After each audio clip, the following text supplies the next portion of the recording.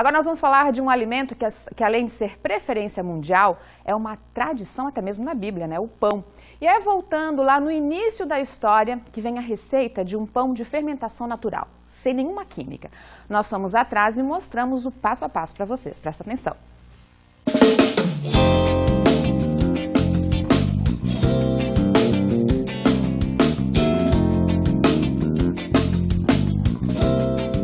Qual que é a diferença desse pão, né? A gente ouve falar muito agora das pessoas com intolerância ao glúten, né? E que não comem pão até por algumas dietas. E aí outros dizem, mas pão é pão desde a época de Jesus, né? Desde a época de Cristo, há muitos anos, e não fazia mal, né? Tem alguma explicação aí, né? Por que esse pão mais natural pode não fazer tão mal como esses outros mais comerciais? Do jeito com que é feito o pão hoje, a gente pode comer, tudo pode se comer em equilíbrio, mas é algo que ele inflama o nosso organismo pela questão do processo rápido, por usar fermentação química, por ter melhoradores, aditivos. Então, ele é um pão que não tem mais nada a ver com o jeito que era feito uma vez. E esse processo faz com que a levedura que está presente no pão, ele coma o açúcar da farinha, ele faça a digestão daquele glúten. Então, quando for comer esse pão, ele vai ter bem menos quantidade de glúten, vai ter bem menos açúcar nesse pão. Vamos começar então. Qual que é a primeira etapa? A primeira etapa é misturar água e farinha e deixar descansar por 10 minutos. Vamos lá? Vamos lá. Então, a receita, eu vou usar 70% de farinha branca e 30% da integral. Então, a minha receita vai 250 gramas de farinha. Então, eu vou pesar 200 gramas de farinha branca e 50 gramas da farinha integral. Vai 175 gramas de água, pode ser em temperatura ambiente. Eu zerei a balança e vou pesar 175 gramas de água. E aí misturar e deixar descansar 10 minutos. Porque nesse processo de descansar 10 minutos, a farinha e a água junto, ela já começa a agir e já começa a criar a rede de glúten. 10 minutos tem que deixar coberto para a massa não secar. Então agora a gente vai pegar essa massa e vai misturar o restante dos ingredientes, que é basicamente o sal. Eu gosto de usar o sal rosa, né, por não usar o sal refinado. E o fermento é o levain, esse aqui, né? Para quem não tem levain, depois eu posso passar a receita com o fermento fresco. O que é o levain? O levain ele é um fermento feito à base de farinha e água e ele tem um processo que ele demora mais ou menos 5 dias para criar e ele é feito só por farinha e água. Então agora a gente vai adicionar na receita que a gente misturou já a farinha e a água, nós vamos adicionar 30% de levain. Então 30% de levain nessa receita é 75 gramas. Quem não tem fermento, o levain em casa, pode adaptar com um fermento fresco. Eu gosto desse fermento e aí a gente tem que cuidar para o processo natural que não tem nenhum aditivo, porque esse fermento, ele tem só o ingrediente do fermento. Ela, ao invés de 30% de levain, dá para usar 3% de fermento fresco. A gente tem que cuidar para não misturar o sal com o fermento em cima, jogar em cima, porque o sal mata o fermento. Então, a gente tem que primeiro misturar o fermento na massa e depois acrescentar o sal e já fazer a sova. De sal, é sempre 2% de sal. Então, nesse caso dessa receita aqui, vai ser 5 gramas. Então, eu tenho uma colherinha aqui de 5 gramas. A sova, a gente tem que fazer esse mesmo movimento por 15 minutos.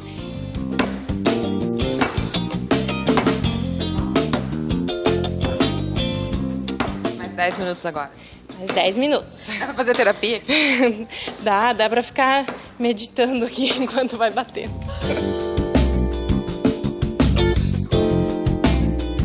Fechado o tempo. Deu certo? Fechado o tempo, sim.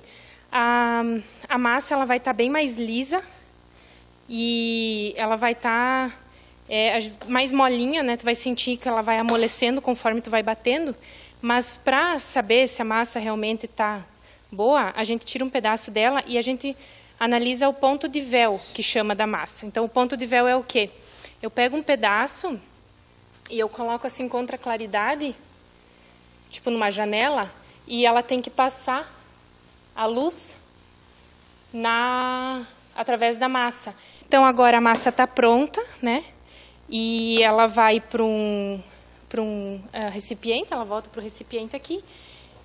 Aqui a gente pode fechar ela com um saco plástico ou com um paninho por cima de novo e deixar fermentar. Essa vai ser a primeira fermentação dela. Não existe tempo certo. Ela pode fermentar de 2 horas até 4 horas, né? Então dependendo da temperatura.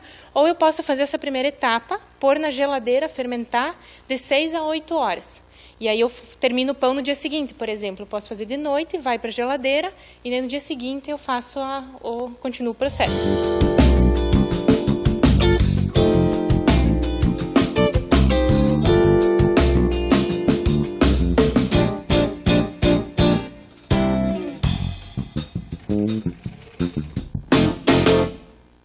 Daqui a pouco a gente vai seguir o processo aqui também. E para quem ficou em dúvida sobre aquele fermento natural, que é o levain, que ela mostrou ali, ela fez um videozinho pra gente, a Estela fez um videozinho pra gente, a gente vai pôr no nosso Instagram depois, né? @vermaisoestesc. A receitinha vai estar lá também depois. E para falar sobre os pães no geral, nós recebemos a nutricionista, a Mayara Bife, que já está aqui comigo. Mayara, muito obrigada por ter vindo. Imagina. A gente estava acompanhando a matéria junto ali, né, Mayara? Qual que é o benefício assim, nutricional, né, desse pão em relação aos outros, esses que a gente compra tão fácil, né? A gente tá vendo que a Estela vai demorar 2 dias para fazer um pãozinho daquele, né? Boa tarde. Então, o pão, quando ele é feito com a fermentação natural, ele vai preservar muito mais os nutrientes, né? Então, a questão das fibras vai ser preservada, o sabor é indiscutível, né? Então, a gente tem um sabor muito mais evidente ali nesse pão, né? E nutricionalmente falando, o magnésio, o zinco, né? Todas as vitaminas vão estar mais presentes. Mas eu acho que o maior benefício é o que ele não tem, né? O que acontece? Acaba reduzindo um pouco o teor de glúten, né? Então, a parte do desconforto, mesmo para quem não seja intolerante ou celíaco, né? Às vezes as pessoas têm um desconforto maior, aquela sensação de se sentir pesado com o pão, né? Então isso também acaba reduzindo.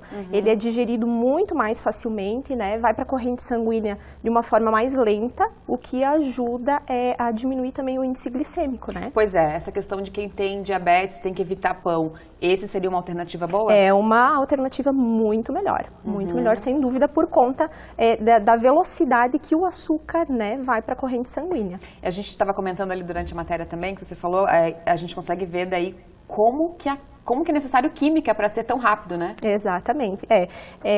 Como já fala, né, é químico, então o resultado é meio que imediato, né? Essas fermentações que a gente tem hoje em dia, elas justamente foram elaboradas para ter uma produção mais rápida, né? Então, tudo que for produzido mais rápido vai tirar um pouco mais do que é o benefício, né, do alimento. Então, bom, se você tem dúvida que está em casa e quer participar com a gente, nosso WhatsApp é 98405-2073, pode mandar as perguntinhas, a Mayara vai responder aqui.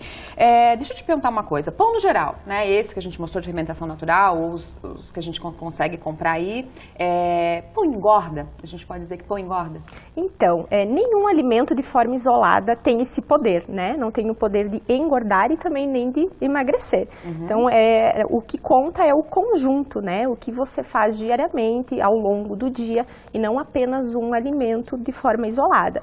Então, assim, a quantidade também conta muito, a qualidade, né? Já que a gente está falando sobre isso, a qualidade do pão também é muito importante e o que você consome junto com o pão. Né? Então, às vezes as pessoas têm essa crendice que o pão vai engordar, mas nem sempre é o pão, e sim o acompanhamento. Então, se a gente tem uma boa fonte de proteína junto com o pão, por exemplo, a gente consegue baixar o índice glicêmico dessa refeição. Né? Baixando o índice glicêmico dessa refeição, então, o açúcar que é enviado para a corrente sanguínea também vai ser menor. Né, mas tem a sensação menor. de inchaço que você falou ali, de estufamento, assim, pode causar? Pode causar, sim. Então, quem tem alguma intolerância, e muitas pessoas não sabem que tem, né, sente esses desconfortos. Algumas pessoas não sentem absolutamente nada, né, mas quando faz a retirada, por exemplo, de um desses alimentos, a pessoa já começa a sentir os benefícios. O integral é melhor do que o pão branco, por exemplo? Sim, nutricionalmente falando, sim, pela quantidade de fibras, né? O tempo de saciedade vai ser muito maior, certo? E ele é muito mais preservado, então o pão integral, na teoria, seria o quê? A farinha na sua forma íntegra, né? Sem passar por nenhum processo, nenhum refinamento, branqueamento. Então vai ficar ali uma quantidade maior de fibras e também de nutrientes. Mas uma coisa que a gente tem que cuidar, né, Mayara, é que às vezes o pão, principalmente esses pães prontos que a gente compra já em supermercado, né? Não sei se até tem padaria também, mas assim, tem que cuidar que ele diz que é integral, mas não tem muito de integral, né? Não, é bem importante a gente conhecer não só a tabela nutricional, né? E sim a composição daquele produto. Então isso vai ficar sempre lá na lista de ingredientes, né? Do produto. O primeiro ingrediente, para ele ser integral, tem que ser o primeiro ingrediente lá da lista, né? Sempre em ordem decrescente. Mas é muito difícil achar em supermercados, né? Esses embalados, empacotados, principalmente, que seja 100% integral. Existe pão sem glúten? Tem uma pergunta aqui, ó. A Vanessa está participando com a gente. Vanessa, muito obrigada pela audiência, pela participação. Tá pedindo o teu contato, depois a gente passa, né? Ela está perguntando, ela está falando que ela é intolerante a glúten e lactose. Aí a gente já pode dizer se tem opção de pão para ela.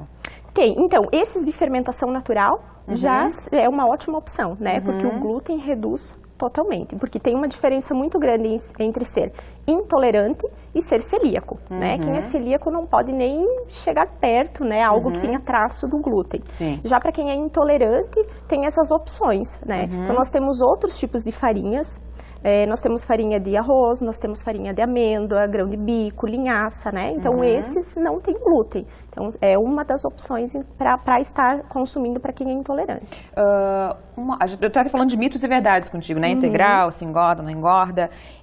Tem muitas dietas agora que estão pedindo para tirar pão. As dietas têm que dizer que tem que tirar pão.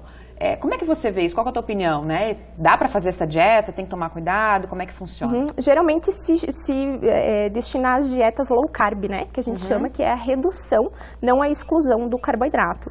E o pão, ele sempre foi taxado como vilão, né? Na verdade. Porque o nosso consumo é muito exagerado. A nossa região, né? A nossa cultura, então isso nos propicia a um consumo exagerado.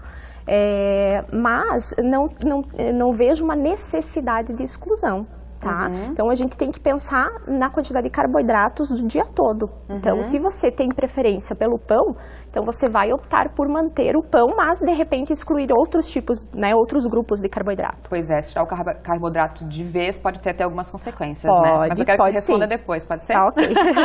A Mayara vai continuar aqui com a gente, depois a gente vai passar a outra parte da receita do pão ali com fermentação natural. Nós vamos fazer um intervalo bem rapidinho e já voltamos.